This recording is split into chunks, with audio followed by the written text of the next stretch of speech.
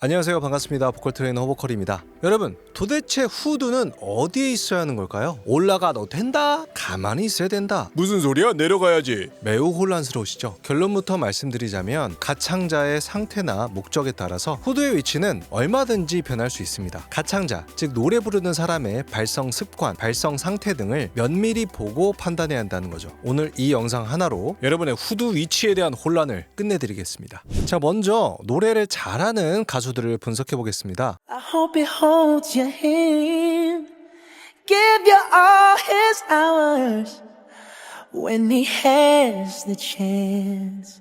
Take you to every party, 'cause I remember how much you loved to dance.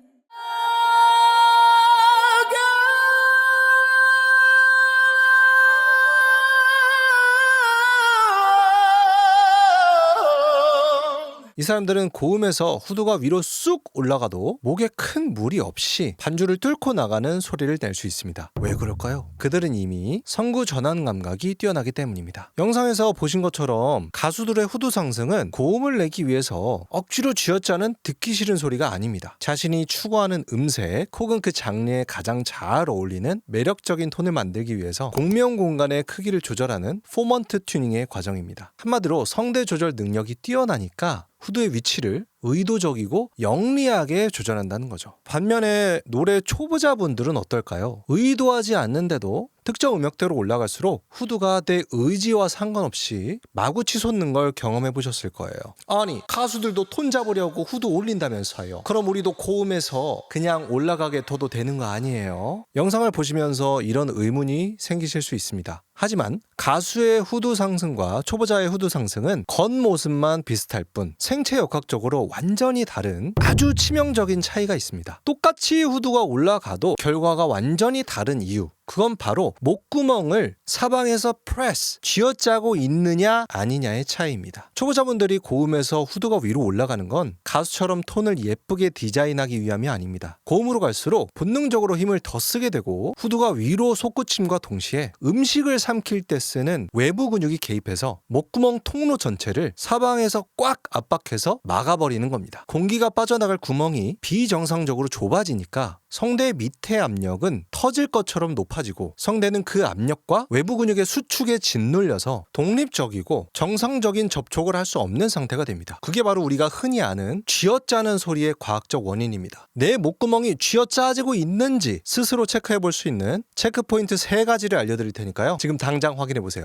첫 번째, 턱 밑 근육의 팽창입니다. 손가락으로 턱 밑을 가볍게 찔러놓고 고음을 내보세요.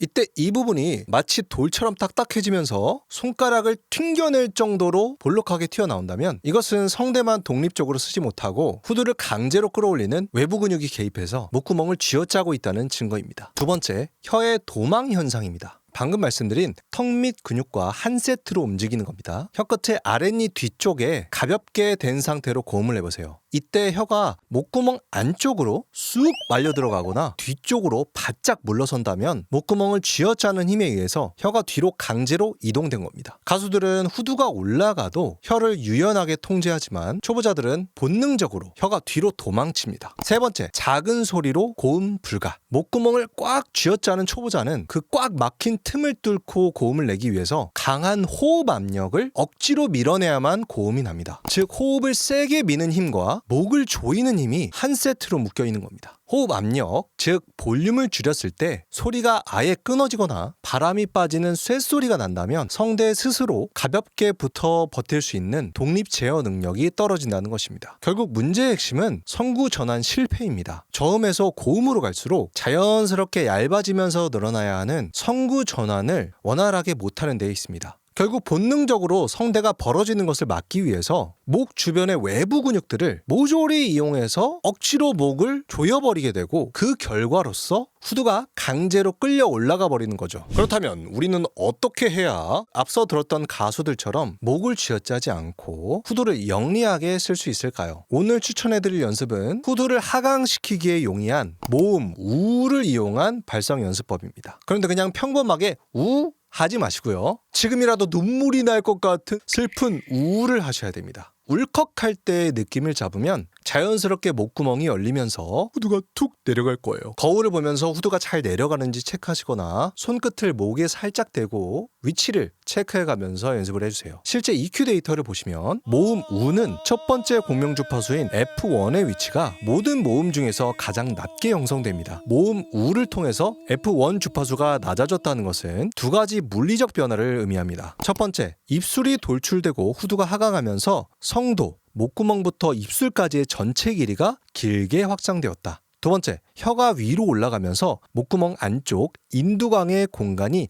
넓게 확보되었다. 즉, 우 발음을 할 때는 물리적으로 목구멍이 넓어지면서 목을 조이던 외부 근육들의 개입이 차단됩니다. 보컬 트레이닝에서 우 발음을 사용하는 이유가 바로 여기에 있습니다. 외부 근육의 개입은 줄이고 성대 내부 근육만 훈련하기에 가장 효율적인 환경이 만들어지기 때문이죠.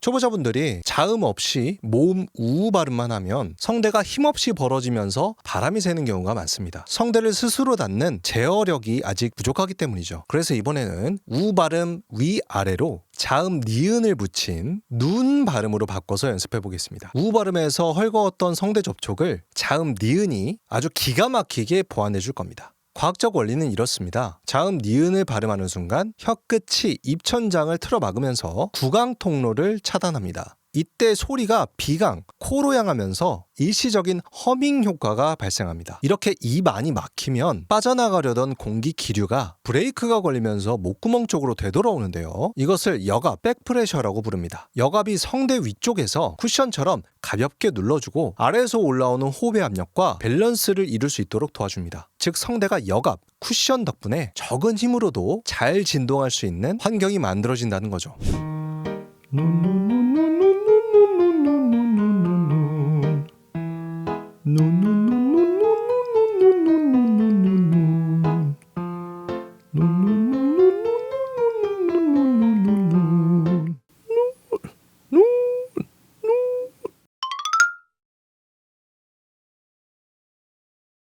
이 연습을 하실 때 가장 중요한 핵심 목표가 있습니다. 지난 시간에 배웠던 올바른 립트릴, 입술 떨기를 할 때의 편안한 목 상태와 우, 눈 발음을 할 때의 감각이 똑같게 유지되도록 노력하셔야 됩니다. 립트릴과 눈을 번갈아 가면서 연습하시는 것을 강력하게 추천드리겠습니다. 항상 말씀드리지만 연습하실 때는 욕심내서 볼륨을 크게 키우지 마시고요. 친구와 대화하듯 편안한 볼륨을 유지해주세요. 결국 후두는 무조건 고정해야만 하는 것이 아닙니다. 외부 근육에 의해서 목구멍이 쥐어짜지는 것을 버리고 성대만 독립적으로 제어할 수 있다면 후두는 여러분의 음색을 다채롭게 조절해주는 훌륭한 도구가 될 수 있습니다. 오늘 알려드린 3가지 자가 체크 포인트와 우, 눈 연습법을 통해서 쥐어짜는 소리에서 탈출하시길 바라겠습니다. 오늘 영상이 도움이 되셨다면 구독과 좋아요 부탁드리고요. 지금까지 보컬 트레이너 허보컬이었습니다. 감사합니다.